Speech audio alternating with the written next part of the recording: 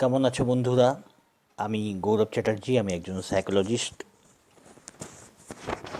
মন দিয়েই তো দুনিয়া চলছে, তাই নিয়ে একটু আলোচনা করা যাক যে মনকে ব্যবহারিক জগতে কিভাবে কাজে লাগানো যায়। যেমন ধরো, কখনো কখনো পরিস্থিতি এমন হয় যে সব কিছুই উল্টো হচ্ছে, সব কিছু খারাপ হয়ে যাচ্ছে, মনটা খুব খারাপ, বিষণ্ণ রয়েছে, কারোর সাথে ঝগড়া হয়ে গেল, রিলেশন খারাপ হলো, টাকা পয়সা কোথাও ফেঁসে রয়েছে। কখনো কখনো দেখা যায় তার সঙ্গে ছোটোখাটো অসুস্থতা আসলো, আর চেনা জানা বন্ধু বান্ধব যার খবর পাচ্ছে, আত্মীয় স্বজন, তাদেরও দেখা যায় যে ভালো খবর আসছে না। টোটাল ব্যাপারটা একটা যেন মেঘলা পরিবেশ তৈরি হয়ে যায়, ভালো লাগছে না। তো কথা হচ্ছে, এরকম পরিস্থিতি থেকে কি করে নিজেকে ঠিক করা যায়। একটা কনফিউজড পরিস্থিতি, একটা বিরক্তিকর। তো মনেরই ব্যাপার রয়েছে, তো এর ব্যাপার আলোচনা এর আগেও করেছি যে মনের পরিস্থিতি যেমন হয়, আমাদের অবচেতন মন সেটাকে নেয় এবং ওই জাতীয়ই আমাদের সামনে প্রেজেন্ট করে, সেই সিচুয়েশনটা প্রেজেন্ট করে। এখন তোমরা বলতে পারো যে আমি পরিস্থিতি এখন খারাপ যাচ্ছে, এই জন্য আমি তো খুব বেশি কিছু খারাপ কিছু চিন্তা করিনি, আমি তো চেষ্টা করছি ভালো চিন্তা করতে, তাহলে কেন এরকম হচ্ছে? তো দেখো, ভালো চিন্তা করলে ভালো ফল দেয়, মানে আমাদের ব্রেন সেটা নেয়। খারাপ চিন্তা করলে খারাপ সিচুয়েশন দেয়। এখনকার সিচুয়েশন ধরো তোমার খারাপ যাচ্ছে, হ্যাঁ, তার মানে এ নয় যে তুমি এখনই কিছু খারাপ চিন্তা করেছো বা কিছুদিন আগে তুমি খারাপ চিন্তা করেছো। ভেতরে যে ফিলিংসটা থাকে, সেই ফিলিংসটাই একসময় না একসময় তোমার রেজাল্ট দেবে। যেমন ধরো, তুমি কোনো রকম স্বপ্ন দেখলে, যে স্বপ্নটা খুব আনন্দের বা খুব দুঃখের, তো হয়তো যেই যেই জিনিসগুলো তুমি স্বপ্নে দেখছো একদম ওই জিনিসই তুমি চিন্তা করোনি, তুমি হয়তো অন্য কিছু ভেবেছো, আনন্দজনক কিছু জিনিস ভেবেছো অন্যরকমভাবে। সারাদিন হয়তো তোমার আনন্দে কেটেছে, অথবা নানানভাবে কিছু দুঃখজনক জিনিস তোমার মনে খেলা করেছে একসময়।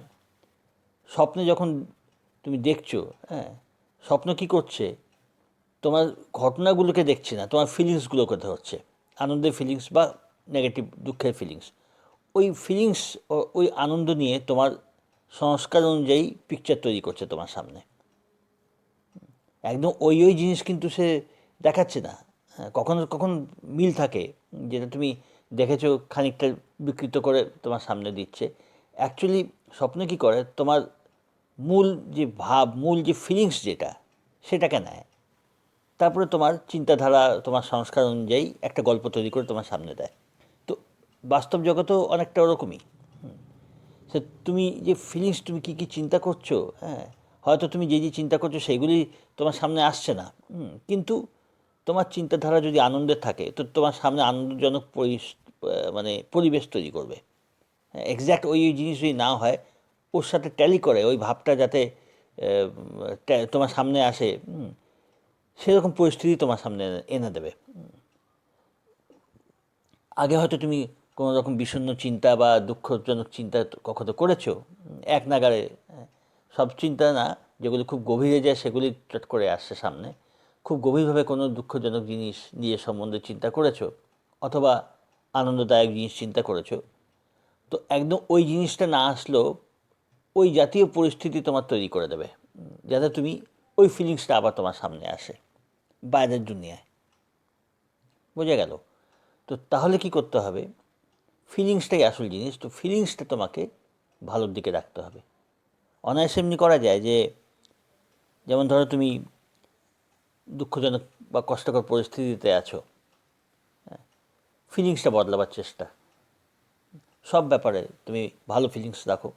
যেমন ধরো তোমার স্বাস্থ্য খারাপ যাচ্ছে, তুমি ভালো চিন্তা করতে তো কোনো অসুবিধে নেই। তুমি চিন্তা করো তুমি সুস্থ অবস্থা তুমি কেমন ছিলে,